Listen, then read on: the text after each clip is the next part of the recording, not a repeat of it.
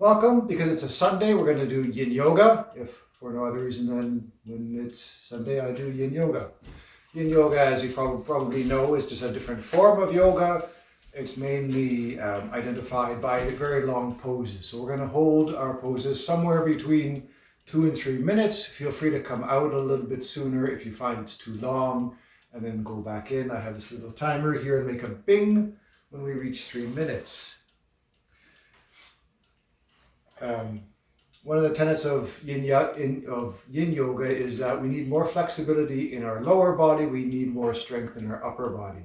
So we do also put in a few poses that strengthen the upper body at the same time as we are increasing the flexibility of our lower body. As we age especially, our lower limbs, because we sit a lot, they become stiff, the range of movement is limited, and especially the lower part of the spine, and yin yoga targets that.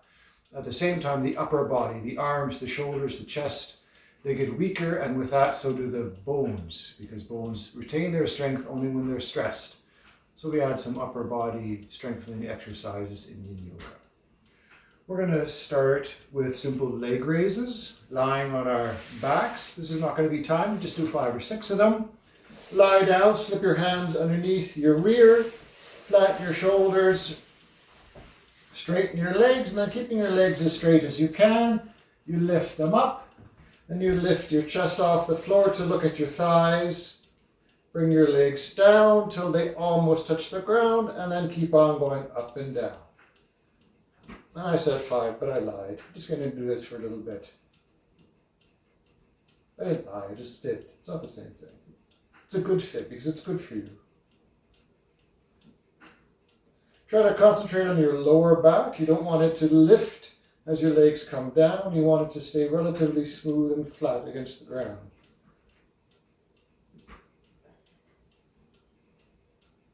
Engage your core as your legs come down. Do a couple more. Now for the last one, we're going to hover over the floor. Our heels are just a couple of inches now. This is where I really want you to think about your lower back. Pull it down so that it touches the floor. That really engages the core. That deep part of the muscles that run just along the spine. This is not meant for your belly. This is not meant for nice abs. This is meant for real deep core strength. Good. Squeeze your knees in. Roll around on your backs. Fun little program here. We come now to snail pose. So this is the first of our real powerful stretches for the back. I'm going to demonstrate this from the side. It's not a shoulder stand, although it looks somewhat like a shoulder stand. There's lots of variations. We're going to start with a basic one for today. So you can see I'm lying on my back, pushing into the floor with my hands. My feet go overhead. I just hold on to my hips. The joint between neck and shoulders is not a right angle. It's actually more open than a right angle. I don't want to stress my neck until things loosen up, and I'm going to hang out here. You stay there. I'm just going to turn on the timer. Let me rest here for 3 minutes.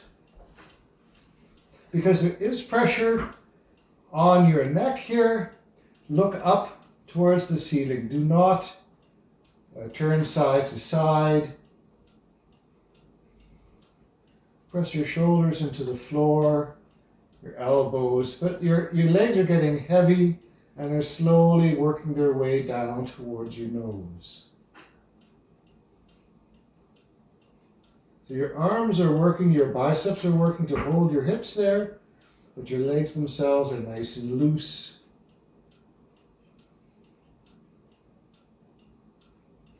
If it becomes uncomfortable, the blood pressure in your head builds too high, feel free to roll out and take a break.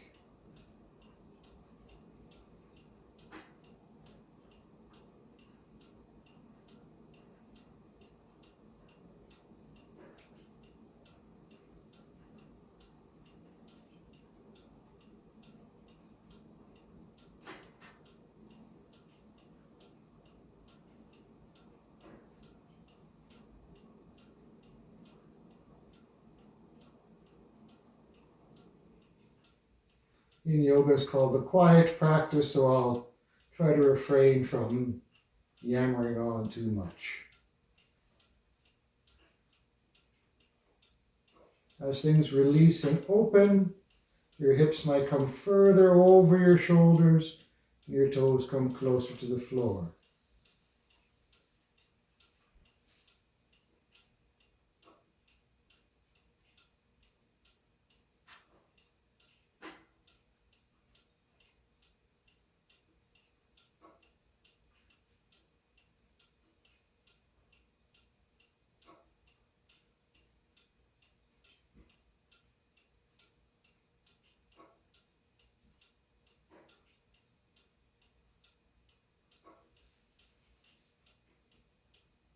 Deep breathing is not possible, it's pretty shallow. Feel it going to your back and push your ribs out sideways with every breath.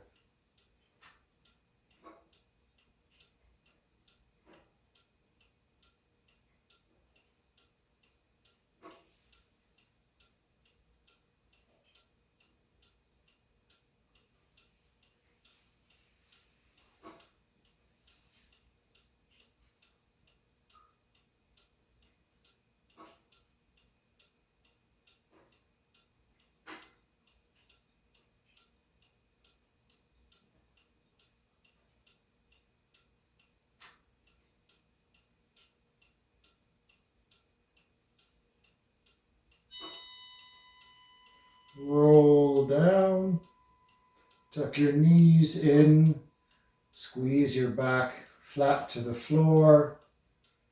Gently turn your head side to side, not too far, just a little bit of movement.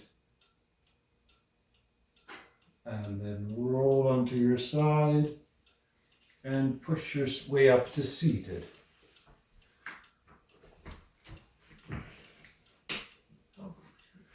We're going to do a forward bend. This is the same thing as what we just did, except we're seated. It's all right. We'll just go with Google Block.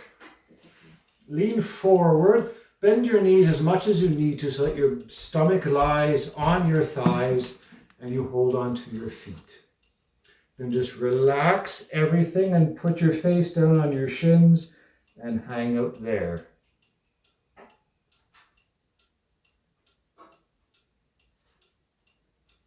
Because again, this is a long hold that we're doing. Every now and then, push your heels away from you, but make sure your belly stays on your thighs.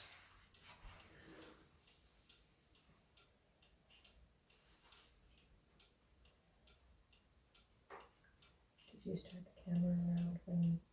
Yep. Yep.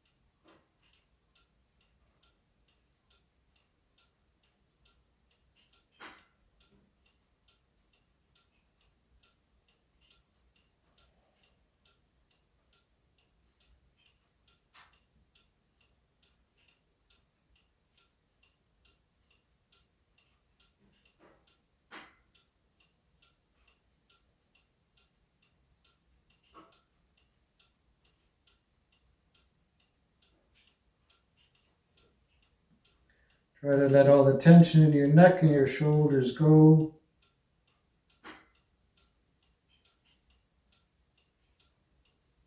Of course, as you breathe in deep, you should feel this stretch along your spine. Some in your hamstring as well. And inhale, come up. Just lean back, roll the legs back and forth. Now we're doing an exercise to strengthen the upper body. I want you to keep the left leg bent, the right, no, it's this way, sorry. The left leg straight, the right leg bent, the right arm is on the right knee. And then we're going to lift ourselves up and lean back. So all your weight is now on your right foot and on your left arm, and then come back down. Do that 3 times, holding for 3 breaths each time. Really push hard into the ground with your left arm. Lean back, try to look behind you. And come down. Really feel that left shoulder. Push down, inhale, come up, lean back.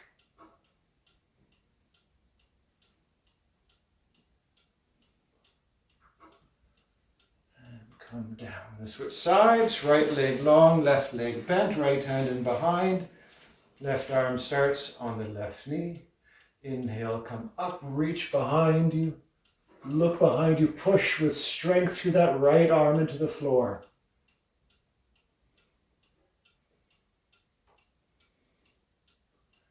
And come down. If you're saying this is hard on your shoulder, it's kind of meant to be. Inhale up. You're going to strengthen your shoulders, strengthen your arms. I don't just mean the muscles, but the joints and the bones. The only way to do that is to stress them. And come down. But do it slowly and with control. Don't flop down, don't fling yourself up. The only way to do this safely is with control. Last time. Up.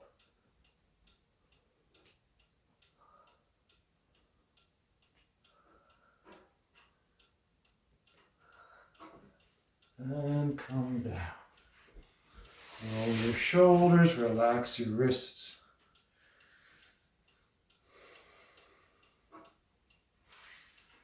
Next exercise, Paul Grilly, the author of this fine book. I was going to say, that's a very strange name for a pose. No, it's his name, Paul Grilly.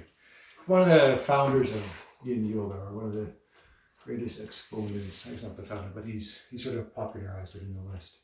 This next pose he calls crocodile. We all know it as push-up. You do it on your knees if your upper body strength is missing. You want to build it though, or do it on your toes. So we're going to come to a high plank or plank on your knees. It's up to you. Notice where your shoulders are. Pull them down, keep them in close to the body.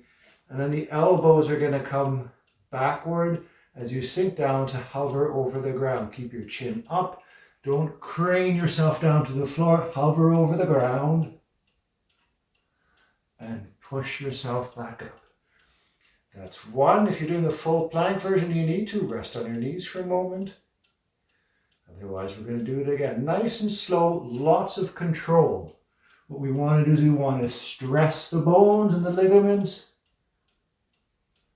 And doing it slow does that just as well as doing lots of them fast. 1 more. Elbows go back, sink down, hover over the ground. Lots of space between your ears and your shoulders.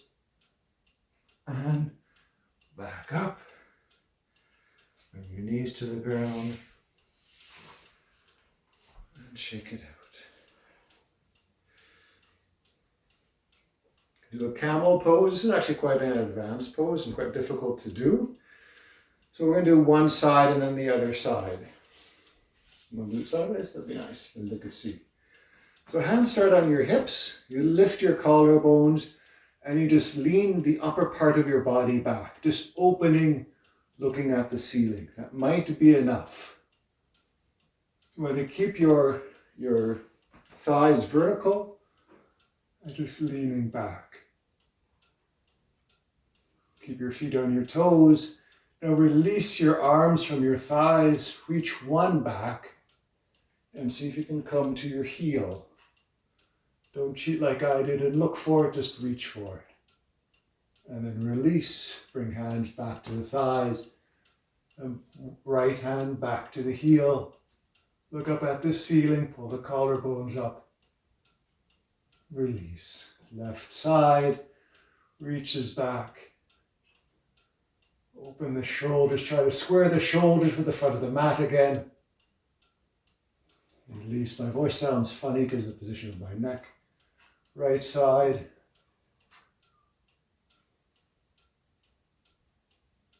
One more time either side, left side.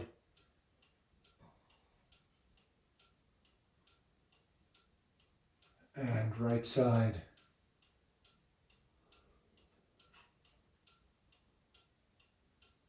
And release. Come back up, just a high kneeling. Look down at the floor, roll your shoulders. Going to come to child's pose. Knees are somewhat separated.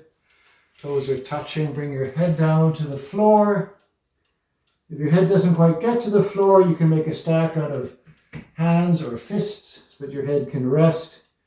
Arms can be next to you, your elbows right next to your knees, and your hands running up the side of the mat, where you can reverse that with the forearms lying beside your shins.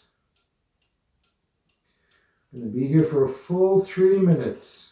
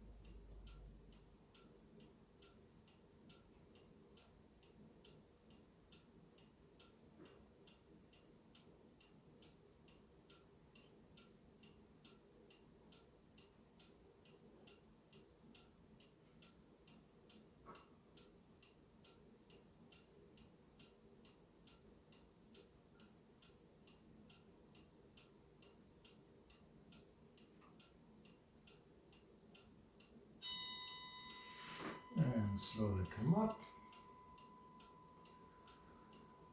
The next pose is called saddle. We're not going to do that for the full 3 minutes. We're just going to do that one for 2 minutes. It's called what? Called saddle pose. Okay, good. You said sad, so I wanted to make sure to confirm that we're not doing the sad pose. So there's lots of variations. The first one is you sit straight, so your knees are apart, your toes are touching, and you sit straight like this. This might be enough for your shins and your feet. If it's very hard on the tops of your feet or your shins, do get something that you can roll up and put underneath the ends of your shins so there's not as much pressure on your ankles.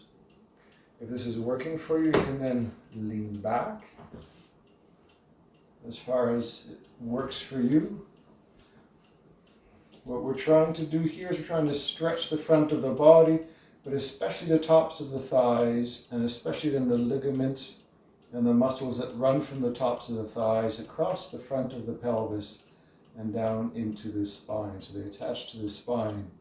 These are the muscles that get short and tight from too much chair sitting and that then pull on the spine and cause lower back ache. If we did an objective safety assessment of chairs, we would probably ban them as being bad for our health. And then as things work out for you, you can sink further down and relax.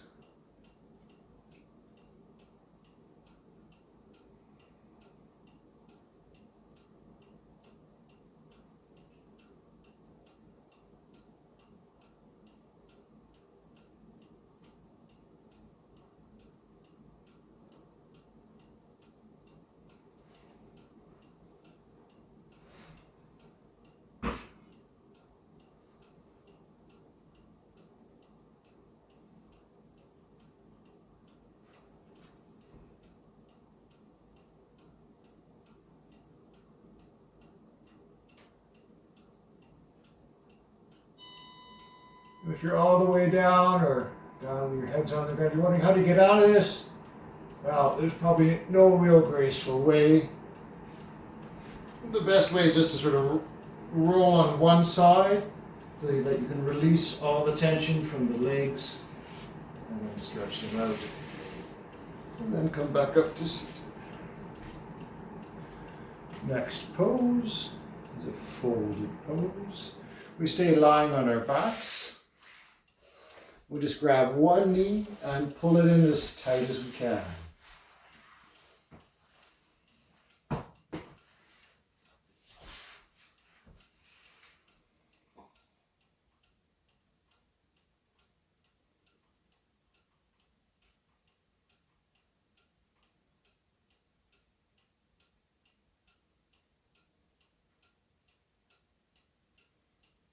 Don't stop pulling. You're exercising your back. Remember, yin yoga exercises the upper body and stretches the lower.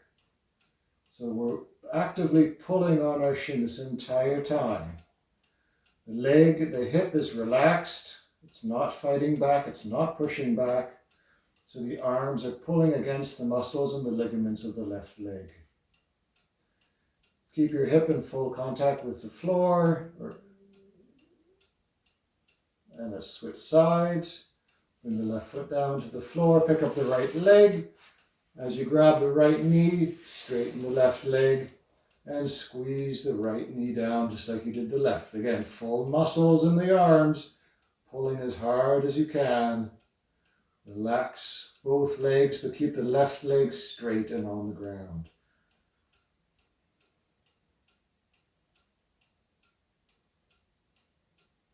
You feel a deep squeeze in the inside of the hip. Stretch coming up the back of the leg perhaps.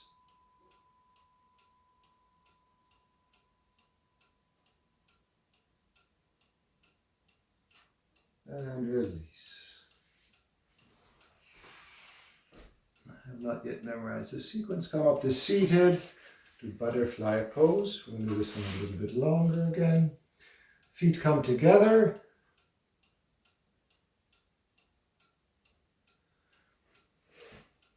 You grab onto your feet and you round your back and aim your head towards your feet. Let gravity work here. Don't pull. So your arms are releasing, relaxing. Your head is released and relaxed. And you're just hanging out, letting gravity slowly pull the crown of your head closer to your feet.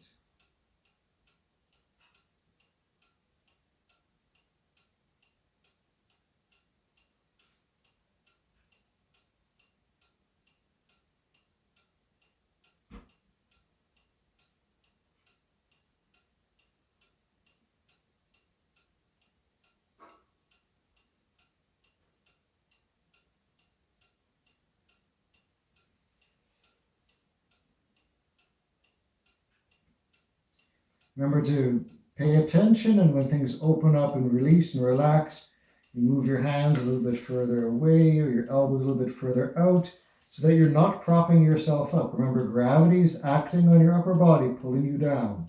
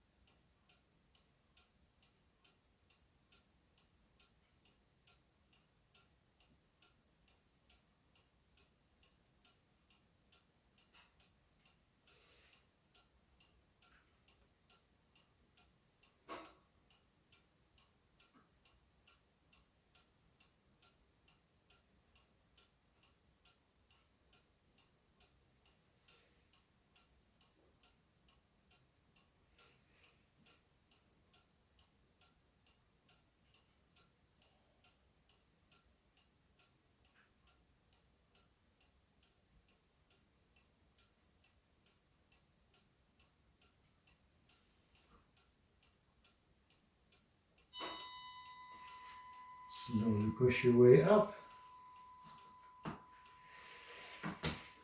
We're going to do simple twists. Just cross your ankles with your right shin in front of your left. Right hand in behind, left hand on left knee. Turn to the side, engage your core. Use your arms to give yourself a little bit more of a twist. We're looking just to the side of the room though, we're not looking all the way behind.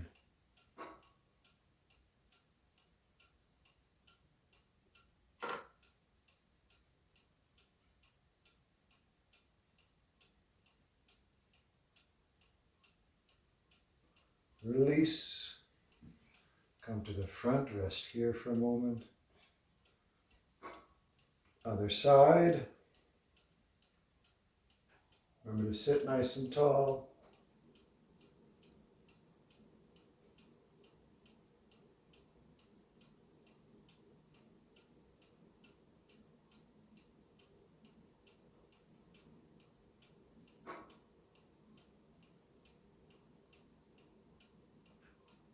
And release.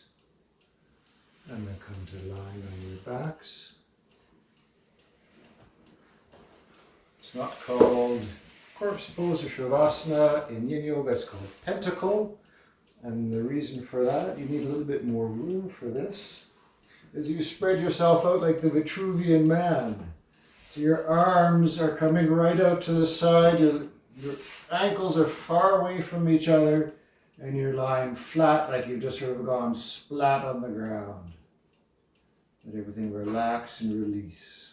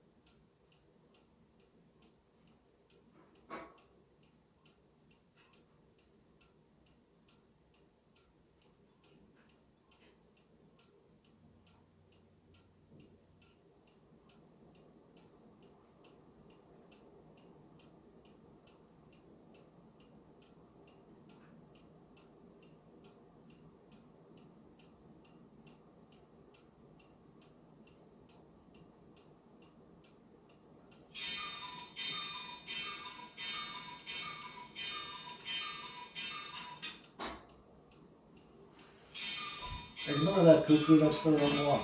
You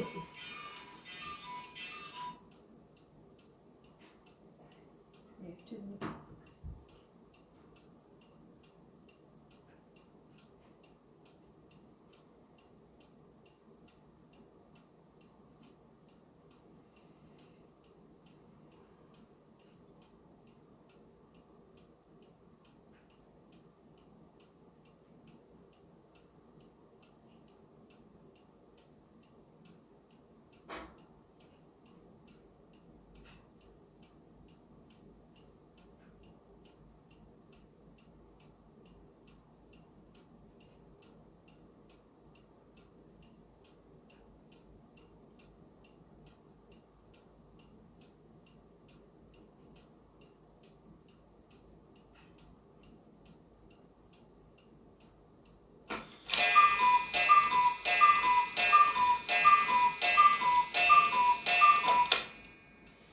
And slowly bring some feeling back to your limbs. Give yourself a hug. Tuck your knees in, rock side to side. Rock around on your back. And then kick your heels and roll up to seated. Should probably explain why the cuckoo clock chimed twice. When we were living in a tent, we wanted to have the cuckoo clock chime as our timer for when we were recording yoga in the summertime. So we recorded it, put the cuckoo clock in a box, and now at 8 o'clock it always goes off on her phone when her phone is on. I've now turned it off. Now it's been turned off. So we put a little clock on my phone to show us what time we're at, but then at the end it goes off. There's no more cuckoo clock on my phone. Okay. We're getting there. Eventually. Hands together. Big inhale. Namaste. Thank you very much. And we'll probably be recording again on Tuesday and posting Tuesday evening. So. By the way, you mentioned something about chairs. Yeah. Today I was kneading bread, Mm-hmm. and because the countertops here are now a little bit higher than I'm used to, Mm-hmm. still fine for working, but not great for kneading. Mm-hmm. And we don't have a table set up here. We eat at the countertop. I decided I would put my nice big breadboard right on the ground Mm-hmm. and knead like that. Mm-hmm. And boy, oh boy, that makes sense. Yeah. That makes so much sense. So just so you know, if you've got a way of doing it, that makes way more sense. Because Mhm. yeah, I would have to stand on a stool in order to do it at the countertop. Mm-hmm. And I thought, well, my breadboard is nice and big and it's like the size of a small table, so I put it directly on the floor and it worked great. Well, and then you get the kneeling in, you get the Yeah, stretch it for was the actually shins, you kneeling. get I all was that in. actually, I don't know if I was kneeling or if I was, maybe I was Either kneeling or squatting. Squatting, Either would have been good, yeah. Yeah. So anyways, I just thought that was actually a very good option. Well done. Very And nice. we got good bread. Oh, nice bread. Oh, French bread, very nice.